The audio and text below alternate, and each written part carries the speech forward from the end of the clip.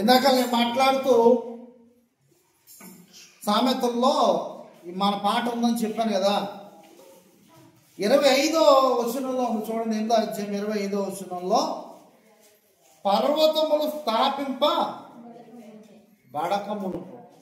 ఎప్పుడట పర్వతములు స్థాపించు పడకుంటే దేవుడు ఉన్నాడు. ఈ పాట ఇందులోంచి తీసుకున్నారు ఒక రకంగా చెప్పాలంటే. ఇంకా చూస్తే భూమిని దాని మైదానాల్లో లేనప్పుడు మన దేవుడు ఉన్నాడు. ఇందులో హైలైట్ చేయాల్సినటువంటి ఈ అధ్యాయంలో బాగా హైలైట్ అవ్వాల్సినటువంటి మాటలు ఇవే. బాగా చూస్తే ఇంకా చాలా మాటలు ఉన్నాయి. ఇవన్నీ కూడా సహోదరి వివరించారని నేను అనుకుంటున్నాను. సామెతలు చాలా మంచి సంగతులు ఉన్నాయి. సామెతల్లో మనం నేర్చుకోవాలి, కానీ చాలా మంచి సంగతులు. దేవుని యొక్క గొప్పతనం ఉంది ఇందులో. మనం ఎలా బ్రతకాలో ఉంది. మానవులు ఎలాంటి పనులు చేస్తున్నారో, ఇప్పుడు ప్రస్తుతానికి ఎలాంటి పనులు జరుగుతున్నాయో, ఎన్ని అకృత్యాలు జరుగుతున్నాయో అవన్నీ కూడా ముందు సామెతల్లో సొలొమోను రాస్తాడు. తెలుసా మీకు? ఇప్పుడు జరిగే అన్ని అదోపనులన్నీ కూడా ఇందులో ఉన్నాయి. ఎందుకంటే ఇలా జరుగుతుందని ముందే ఊహించాడు. ఎందుకంటే సొలొమోను చాలా ఎక్స్పీరియన్స్ కదా. ఈరోజు మన అంశం అది కాదు, ఎందుకు ఇబ్బంది పెడుతుంది ఏంటది? ఎక్కడ ఉంది మాట? దుప్పి నీటి వాగుల కొరకు ఎదురు వస్తున్నట్టు అనే మాట ఎక్కడ ఉంది?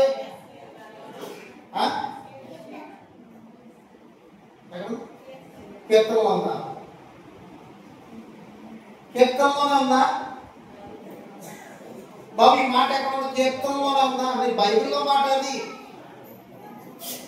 కీర్తనలోనే ఉందంటారా?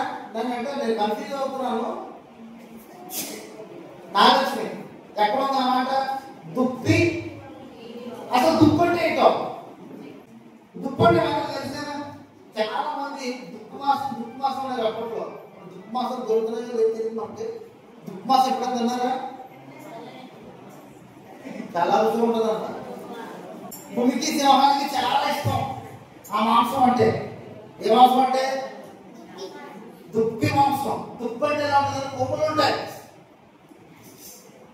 ఎట్లకి ఈ ఎక్కడ ఉంది? దుప్పి కొరకు ఎక్కడ ఉందని అంటే, దుప్పి నా నీటి వాగుల కొరకు ఆశపడినటువంటి మాట ఎక్కడ ఉందనంటే కీర్తన 42వ కీర్తనలో ఉంది. మీకు ఒకసారి చెప్పాను కదా, కీర్తనం 5 భాగాలు విభజింపబడింది.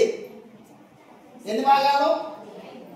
ప్రథమ స్కందము, ద్వితీయ స్కందము, తృతీయ స్కందము, పంచమ కాదు, చతుర్థ పంచమ. ప్రథమ స్కందం ఎక్కడి నుంచి ఎక్కడ ఉంది? అప్పుడు చెప్పాను నేను. మీరు రాసుకున్నారా లేదా నాకు తెలియాలి. ప్రథమ స్కందం ఎక్కడి నుంచి ఎక్కడ దాకా ఉంది? ప్రథమ స్కందం ఎక్కడి నుంచి ఎక్కడ దాకా ఉంది? ఇప్పుడే చెప్పాను, 41 దాకా ఉంది. 42 నుంచి ఎక్కడ దాకా ద్వితీయ స్కందం?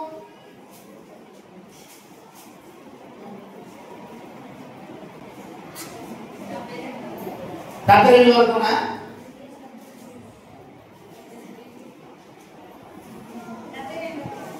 పోలే. ఇప్పుడు స్కందాలు ఎందుకులేదు? మీకు చెప్పాను రాసుకున్నారో లేదు? రాసుకున్నారా? రాసుకున్నారా లేదా అని అడుగుతున్నా. కీర్తన 5 స్కందాలుగా దేవుడు వివరించాడు. ఇప్పుడు నా ప్రశ్న ఏంటంటే, ఇప్పుడు తుప్పు ఉంది, దానికి నీరు కావాలా, నీటి వాగు కావాలా? వాగంటే తెలుస్తుంది మీకు? వాగంటే ఏంటి? అనేది నీటి వాగు, చెరువు కాదు. ఎప్పుడు అలా పారుతూ ఉంటుంది వాటర్, నీటి వాగు అంటారు దాన్ని. ఇప్పుడు నీరు కావాలా, నీటి వాగు కావాలా? నీరు కావాలా? చేతులు కాదు.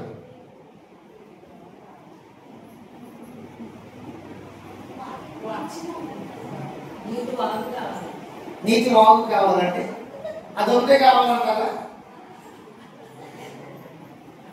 అవునండి, నా ప్రశ్న మీకు అర్థమైందో లేదో సహోదరి సారా గారు.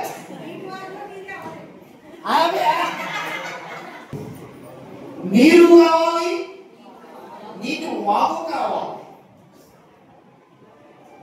ఎందుకు దుప్పి కొరకే ప్రత్యేకించి రాసిన దేవుడు అంటే దుప్పుకు ప్రత్యేకత ఉంది. కాకి నీటి వాగుల కొరకు ఎదురు చూసినట్లు, ఆవు నీటి వాగుల కొరకు ఎదురు చూసినట్లు రాయొచ్చు కదా. అక్కడ దుప్పు కోసమే ప్రత్యేకించి రాసాడంటే అక్కడ మ్యాప్ ఉంది కాబట్టి. ఎందుకు నీళ్ళు అవసరం అంటే ఎండాకాలం ఎందుకు ఎదురు చూస్తాయి, ఆశపడతాయి, ఎదురు చూస్తాయంటే జంతువులు చలికాలంలో వర్షాకాలంలో పర్లేదు వాళ్ళ పరిస్థితి.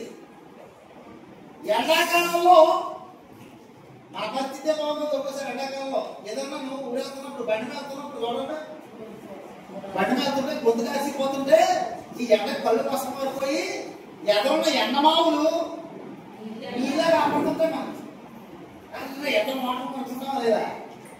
ఎండమావులు ఎలా కనపడతాయంటే మనకి నీటి మావులుగా కనపడతాయి. ఎండాకాలంలో జంతువులు చాలా ఇబ్బంది అండి.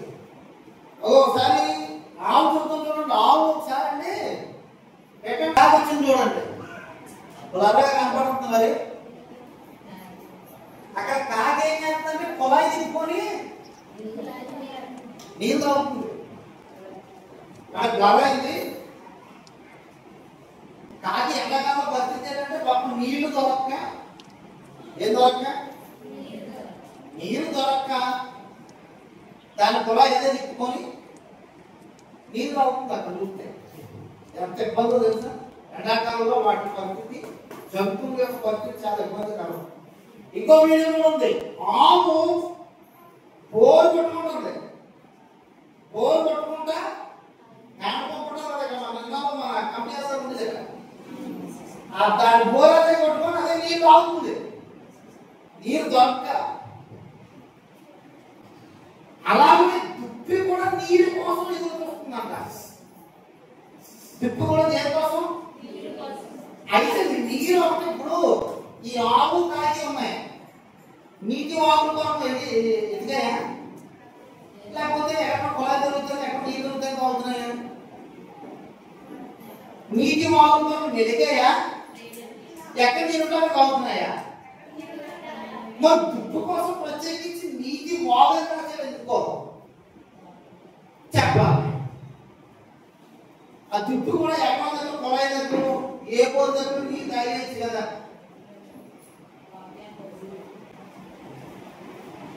మరి దుప్పు కోసం ప్రత్యేకించి నీటి వాగని ఎందుకు రాశారంటారు? నాకు అర్థం కావట్లేదు. మీరు చెప్పకూడదుగా. నేను వాక్యం ఆత్మీయత్వం అడగలేదమ్మా. ఎందుకు దుప్పికి వాగే కావాలి? మామూలుగా బయట కూడా డిస్కవరీ ఛానల్స్ చూడండి, దానికి నీటి వాగులు కావాలి వాటర్ తాగడానికి. ఏంటి? దుప్పికి. ఎందుకు దుప్పికి నీటి వాగు కావాలి? మామూలుగా ఎక్కడన్నా చిన్న పిల్లకాలంలో తాగేయచ్చు కదా నీళ్ళది. ఎందుకు ఆటల కోసం ఎదురు అవుతుంది? ఇప్పుడు కుక్క ఉందండి, ఎక్కడ నీళ్ళలో తాగేస్తుంది. దానికి ప్రత్యేకించి ఏమైనా ఉంటుందా? కుక్కకి ఎక్కడ నీళ్ళన్నా తాగుతుంది. అలాగే మరి దుప్పికి లేదు. ఎందుకంటే మనం ఎండమావులు చూసి పరిగెడుతున్నామా, వెళ్తున్నామా? అలాగే దుప్పి కూడా అంట ఎక్కడ వాగులు ఉన్నాయో దొరుకుతూ పరిగెడుతున్నప్పుడు ఈ ఎండకి దానికి కూడా ఎండమావులు కనపడుతున్నట్టుగా, ఎండమావులు కనపడతాయంట నీళ్ళు ఉన్నట్టుగా. ఆ ఎండమావులు చూసి ఇది పరిగెడుతూ ఉంటే అప్పుడు వస్తాడేమో శత్రువు. దుప్పుకి శత్రువులు ఎవరు? పులి. నిజమే, ఎస్. అయితే పులి లేకపోతే దుప్పుకి ఒక ప్రత్యేకత ఉంది. ఎప్పుడైనా పులి వచ్చినప్పుడు నీటి వాగులు ఎక్కడ కనబడితే అక్కడ నీటి వాగులను ఫుల్గా మునిగిపోయి ఓన్లీ దాని ముక్కు 2 రంధ్రాలు పైకి చూస్తుంది. నీటిలో ఉంటే అది ఎవరికి కనబడదు.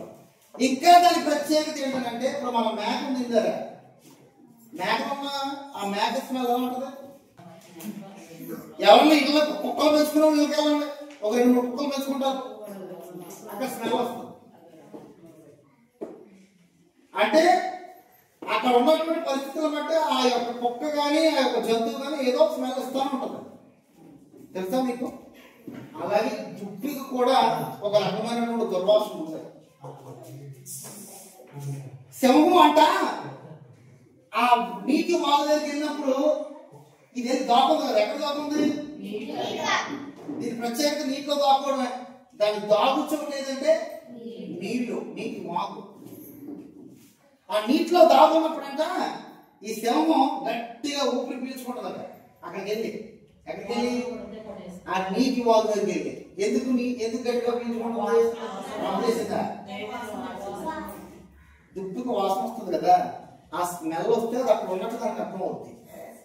కానీ నీటిలో మునిగిన వెంటనే దీని వాసన ఇది కోల్పోతుంది. ఏది? దుప్పి. దానికి వాసన కాదు సింహానికి. ఓహో ఇక్కడ లేదు కనుకొని వెళ్ళిపోతుందన్నమాట. ఏది? దుప్పికి దాగు చోటు ఏది? నీరు కాదు, నీటి వాగు. అందుకని నీటి వాగు కావాలి దానికి. సడన్ గా ఎప్పుడైనా వాటర్ తాగడానికి వెళ్ళినప్పుడు వాటర్ తాగుతున్న సమయంలో సింహం వచ్చింది అనుకోండి, ఎక్కడికి వెళ్తుంది? నీటి వాగులోకి వెళ్ళిపోతుంది. నీటిలో ఉన్నది సింహానికి సరిగ్గా కనబడదు. అయితే ప్రియులారా, ఎండమావులు దేని చూసి పరిగెట్టుకున్నంత దుప్పి. ఎండమావులు నిజంగా ఎండమావులో నీరు ఉంటుందా? ఎండమావులో నీరు ఉంటుందా? కానీ మనకు ఎలా కనబడుతుంది? ఎండమావులో నీరు అన్నది కనబడుతుంది మనకు. కానీ అక్కడ ఏముండదు, మాయ. అంతేనా? మాయ. ఇది కూడా ఆ మాయను చూసి పరిగెత్తిపోయి ఒక్కొక్కసారి సింహాన్ని బలైపోతుంటాయి. ఏవి? దుప్పులు. ఒకసారి తప్పించుకుంటే నేను చెప్పినట్టుగా బాగానే ఉంది, కానీ ఒక్కొక్కసారి మాత్రం గ్యారంటీ ఈ దుప్పు ఏమవుతుంది? బలవుతుంది. మరి దుప్పుకి మనకి సంబంధం ఏంటండి? ఉంది. మనం కూడా కొన్ని ఎండమావులు చూసి పరిగెడతాం. ఈ లోక సంబంధంగా కొన్ని ఎండమావులు చూసి మనం పరిగెడతాం. ఏంటో ఎండమావులు బైబిల్లో రాయించాడు దేవుడు. ఆ ఎండమావులు చూసి పరిగెత్తినప్పుడు అంట మన కోసం కూడా ఒక సింహం ఎదురు చూస్తుంది. మన కోసం కూడా ఏం ఎదురు చూస్తుంది? ఒక సింహం ఎదురు చూస్తుంది. ఆ సింహం మరి ఎండమావులు చూసి పరిగెడితే, ఈ లోక సంబంధమైన ఎండమావులు చూసి పరిగెడితే ఏమవుతున్న పరిస్థితి? తప్పనిసరిగా సింహానికి దొరికిపోమా? ప్రియులారా, ఈ లోకంలో మనకు కూడా కొన్ని దాహాలు ఉన్నాయి. ఏంటో దాహం అంటే శరీరాశ. ఏ ఆశ? శరీరం మీద ఆశ. ఒక ఎండమావి మనకి మన ఒంటి మీదకి ఎన్ని వస్తువులు కొనుక్కున్నా ఏమండి చెప్తాను చూడండి, ఎండమావి దానికోసమే మన పరుగులు కట్ట. ఎన్ని వస్తువులు బంగారానికి కొనుక్కున్నాం. దేని మీదకి? ఇదంతా ఎక్కడికి? చచ్చిపోయినా కుడతారట. అది ఇస్తారా? కానీ మన వెతుకులాట ఏ ఎండమావి కోసం అంటే నిజంగా ఉండవు. అవి మనం బతుకున్నది మన గోడలు తెలవుతున్నాయా? కానీ లేని వాటి కోసం మనం వెతుకులాట పరుగులాట.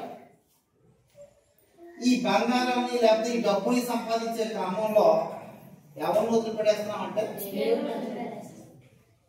నీతిగా వదిలిపెట్టేస్తున్నాం. నీరు అనగా వాక్యాన్ని వదిలిపెట్టేసి ఎండమావుల కోసం పరిగెడుతున్నాం. అదే శరీరాశ. ఇంకా శరీరాశ కోసం మాట్లాడితే ఈ లోకంలో ఒక వ్యక్తి ఇంకొక వ్యక్తి కోసం ప్రాణాలు బలి తీసుకుంటున్నాడు ఆ శరీరం కావాలని. ఇప్పుడు ఒక అమ్మాయిని నేనింతే చూడండి, మధ్య చాలా ఆ మనిషే కావాలి, చచ్చిపోతున్నాడు. ఏంటది? ఒక శరీరం మీద నీకున్నటువంటి నిజంగా ప్రేమించమని చెప్పండి. మనసు కోసం ప్రేమిస్తున్నారా?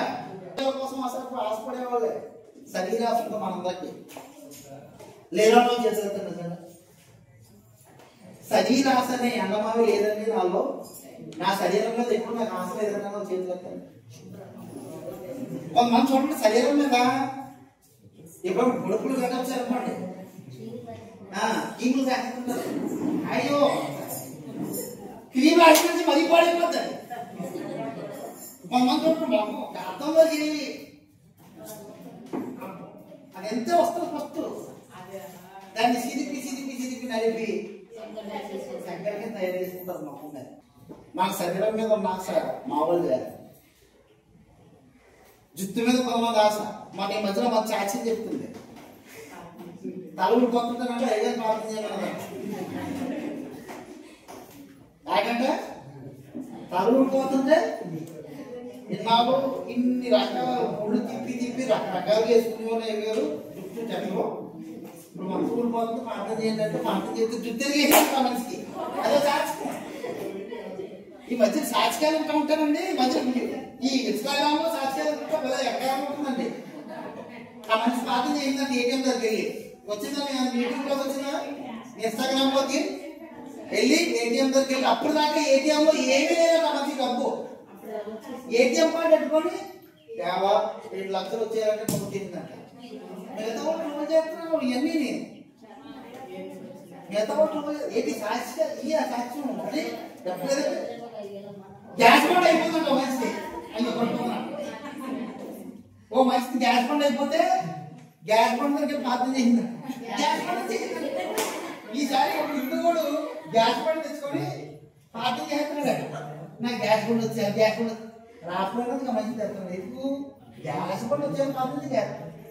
ఎవరిని ఏమన్నా నమ్మి సాక్ష్యాలేమో రీసెర్చ్ అయిపోయిందంట.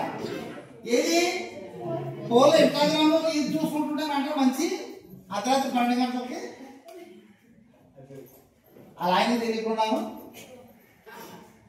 అప్పుడు అయిపోయిందంటే అక్కడ పాపం ఎంత కష్టం వచ్చిందో. వెంటనే డేటా వచ్చేవాళ్ళు ప్రార్థన చేసి అన్ని దేవుడు రీఛార్జ్ చేసాడంట. అది ఈసారి ఎప్పుడైనా రీఛార్జ్ అయిపోతే నాగొస్తుంది కూడా నాకు ఫోన్ చేయండి, నేను ప్రార్థన చేస్తాను. దొంగ సాక్షి వద్దు, మంచి సాక్షి ఉండాలి. మంచి సాక్షి చెప్పాలి. దేవుడిని మహిమపరిచే సాక్షి ప్రార్థన చేస్తే వెంటనే దేవుడు బ్యాంకులో డబ్బులు అన్నీ రప్పించేసాడంట. ఎంత మంది వచ్చింది 2 లక్షలు. అంటే దేవుడు మేము అందరినీ కూడా బద్దబస్తులు అయిపోమన్నప్పుడు అంటారు. ఇద్దరు అందరూ ప్రార్థన చేసి డబ్బులు వచ్చేస్తే మీకు కష్టపడి కూడా ఎవరండి?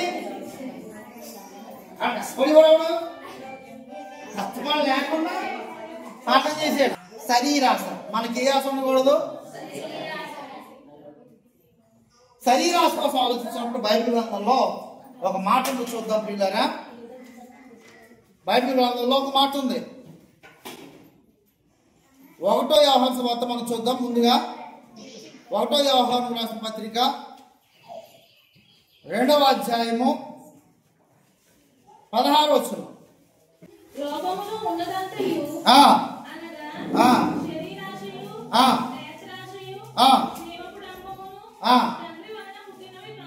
అది ఈ మాటలు ఏ మాట? 3 మాటలు చెప్పాం. ఏంటంటే శరీరాశ, నేత్రాశ, ఎండమావులి. ఈ ఎండమావులే నిజంగా ఉండవు. వీటి మీద మనం పోరాడతాం కానీ శరీరాశ వల్ల ఉపయోగం లేదు, నేత్రాశ వల్ల ఉపయోగం లేదు, ఈ వాటి వల్ల దేవుడు నమ్మం వల్ల ఉపయోగం లేదు. ఈ 3 వల్ల మనకి ఏ ఉపయోగం లేదు. కానీ ఈ 3 ఎండమావుల వల్ల మనం ఎవరు దొరికేస్తున్నాం అంటే ఎవరు దొరికేస్తున్నాం? సాధారణ దొరికేస్తున్నాం. ఆ సంఘానికి పట్టుబడుతున్నాం. పిల్లరా చూస్తే ఆదికాండం 6వ అధ్యాయం 2వ వచనం. దేవుని కుమారులు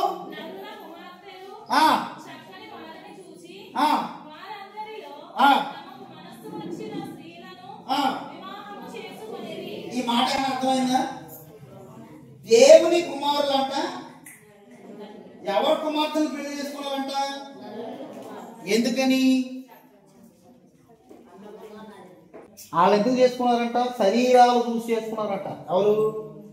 దేవుని మాట ఆలోచించకుండా శరీరాలు చూసి పెళ్లి చేసుకున్నారు. ఏ ఆశది?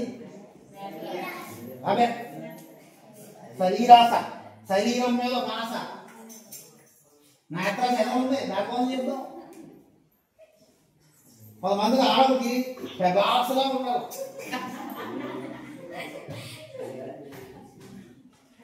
అలా ఆయన ఎలా ఉన్నాడంట అరుణ, అలాంటివి ఏమైనా ఉన్నాయా?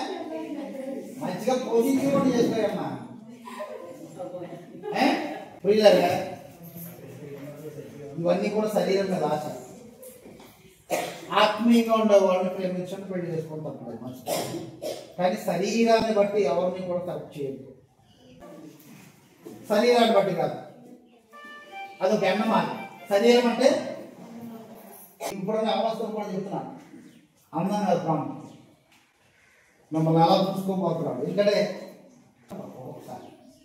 శరీరాశ, ఓకేనా?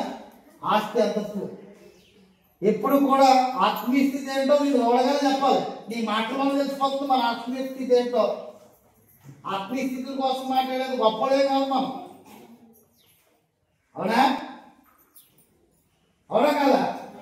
ఇంకా చూస్తే నేత్రాశ ఉంది. ఏమాశ? మత్తయి సువార్త 5వ అధ్యాయము 28వ వచనం. ఒక స్త్రీని మోహపు చూపుతో చూచు ప్రతివాడు అప్పుడే తన హృదయమందు ఆమెతో వ్యభిచారం చేసినవాడగును. అది ఇది ప్రతి మగోళ్ళలో ఉంటది. ఏ ఆశ? నేత్రాశ. కానీ దేవుడు చెప్తున్నాడు, ఎప్పుడైతేనంట మనం ఆ మోహపు చూపు మనలోకి వచ్చిందో అప్పుడే మనం వ్యభిచరించినాం, తప్పు చేసినాం. నేత్రాశ ఇంకా చాలా రకాలు ఉన్నాయి. ఏదో ఇంటికి వెళ్తాం, కొంతమంది ఆడరు ఆ ఇంట్లో కబోర్డ్లో మంచిగా ఏదో కనపడతారు, సెలవు రాయేసి నేత్రాశ. అడుగులోడు ఏం కలిగింది? మనకు కూడా ఈ లోకంలో కొన్ని చూసేటప్పుడు ఆశ కలుగుతుంటది, ఉంటుంది కదా? నేత్రాశ చేద్దామండి సార్. ఇప్పుడు సపోజ్ తేజస్విని నెక్లెస్ వేసుకొని వచ్చింది. అది చూడగానే పక్కన ఉన్న ఎవరు సపోజ్ నౌకరత్నం ఉంది, తేజస్వి నెక్లెస్ చూడగానే నీకు ఏమనుకుంటుంది అమ్మా? నాకు కూడా అనిపిస్తుంది కదా. ఇప్పుడు నాకంటే ఎవరైనా మంచి బట్టలు వేసుకొచ్చాడు అనుకో, పలానా మంచి సంట వేసుకొచ్చాడు అనుకో, అలా సంట కావాలనుకుంటాం అనుకోమా? ఏ సార్ కావాలనుకుంటే మంచిదే, కానీ పుట్టేది అనుకుంటేనే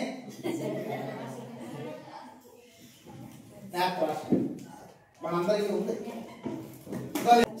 ఇవన్నీ కూడా నేత్రాశ, ఓకేనా? ఇంకా చివరిగా చూస్తే జీవపు అంటే ఏంటో ఇది చెప్పండి. నాకు వెళ్ళిపోతాం ముందుకి. టైం ఎంత అవుతుంది? జీవపు అంటే నాగలక్ష్మి జీవపు డంబం అంటే డంబపు మాటలు వచ్చేవాళ్ళు. జీవపు డంబం అంటే ఏంటి? అదొక ఎండమావి. 5 సంవత్సరాల నుంచి సేవ చేస్తున్నాడు, సడన్గా అడ్డానికి వస్తే జీవపు డంబం ఉండకూడదు.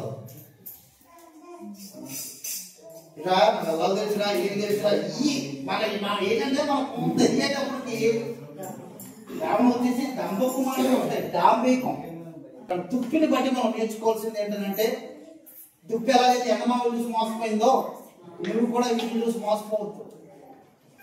దుప్పుని చూసి ఇంకో మంచి విషయం ఏం నేర్చుకోవచ్చంటే, ఎక్కడ దాక్కుంది? నీటి వాగులో దాక్కుంది. నువ్వు వాక్యం అనే నీటి వాగులో దాక్కుతావు, నువ్వు కాపాడబడతావు.